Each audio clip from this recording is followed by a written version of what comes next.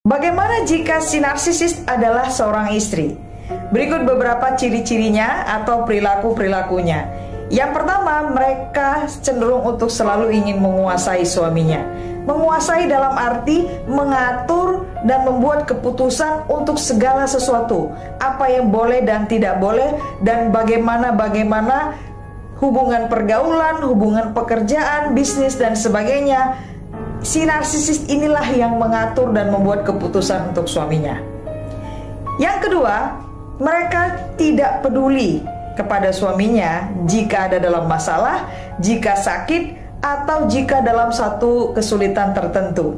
Biasanya si narsisis akan segera lepas tangan dan merasa ini semua kesalahan dari si suami.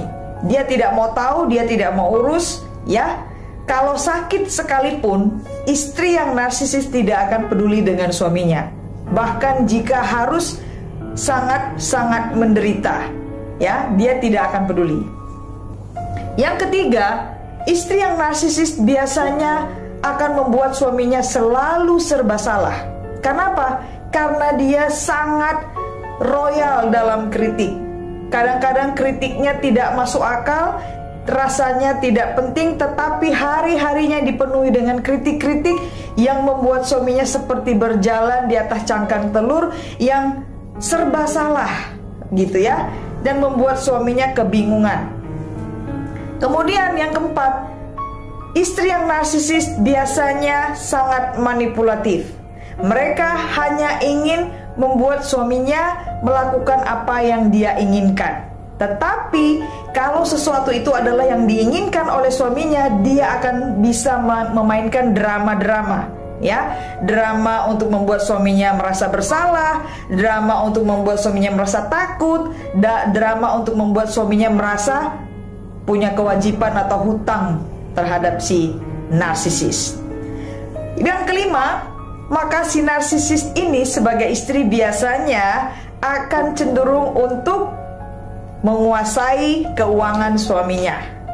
Kalau suaminya punya gaji, semua harus berikan kepada dia, atau punya pendapatan harus diberikan kepadanya.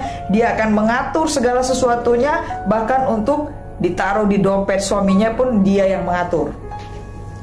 Begitu. Jadi kalau seorang istri yang narsisis itu sangat cinta uang. Yang berikutnya, seorang istri yang narsisis biasanya matre. Mereka akan sangat manis, sangat baik kepada suaminya jika suaminya punya banyak uang, jika suaminya bisa menyenangkannya, jika suaminya bisa memuaskan segala ego si narsisis. Bukankah suami harus memenuhi kebutuhan istri? Betul. Bukankah suami perlu untuk memenuhi kebutuhan keluarga? Betul. Tetapi si narsisis ini akan lebih menghargai atau bersikap baik kepada suaminya hanya kalau dia diberi uang yang banyak, atau hanya kalau dia diberi materi-materi yang banyak. Ya, ini akan selalu menjadi tuntutan kepada suaminya. Berikutnya, seorang istri yang narsisis akan selalu berusaha untuk pamer kepada orang lain jika dia punya suami yang punya posisi tertentu, atau punya jabatan tertentu, atau punya kekayaan tertentu, ya. Kemudian istri yang narsisis biasanya cenderung untuk anti kritik, tetapi mereka akan selalu punya banyak alasan untuk membuat suaminya merasa bersalah, untuk membuat suaminya merasa begitu rendah, membuat suaminya merasa tidak bisa apa-apa, walaupun suaminya sudah berusaha atau sudah berjuang untuk melakukan sesuatu.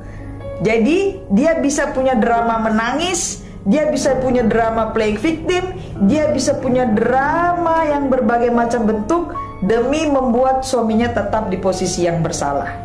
Berikutnya, istri yang narsisis biasanya bisa menghindari hubungan dengan suaminya, hubungan secara seks, untuk jangka waktu yang cukup lama, ya. Dan biasanya mereka sangat menghindari ini. Loh, tapi kok bisa punya anak? Iya, biasanya itu karena keterpaksaan, dan itu karena sudah cukup lama suami menginginkan, akhirnya dia mau dengan berbagai macam bentuk manipulasi sehingga akhirnya dia mau. Dan pada umumnya biasanya mereka tidak suka, sampai membuat suami merasa bahwa mereka tidak bisa apa-apa, kamu itu tidak pantas untuk saya, kira-kira seperti itu. Jika harus bertahun-tahun pun dia bisa menghindari suaminya untuk melakukan hubungan suami istri.